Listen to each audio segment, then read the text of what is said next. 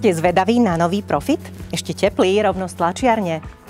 Tentoraz sa v ňom môžete inšpirovať tým, ako sa dá profitovať z kníh, alebo skôr zo životnej vášne k literatúre.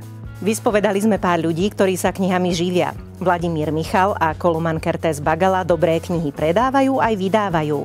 A Kanaďan Ben Paskov k anglickým knihám pridal aj skvelú kávu. Pravdu o knihách prezrádzajú aj naši obľúbení spisovatelia Juraj Červenák a Marius Kopčaj. Čoskoro príde čas na voľbu. Voliť či nevoliť? Má bežný človek dopad na politiku a život v krajine alebo nemá?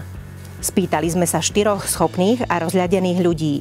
Herečky, operného speváka, mladého podnikateľa a politologičky. V jednom sa vzácne zhodli, že vyčkávať a nariekať je zlé. Okrem toho navrhujú, čo by bolo dobré na Slovensko importovať, čo by sa mohli učiť deti v školách a v čom by sa zas mali zaškoliť politici. Veríte, že firma môže prežiť 1000 rokov?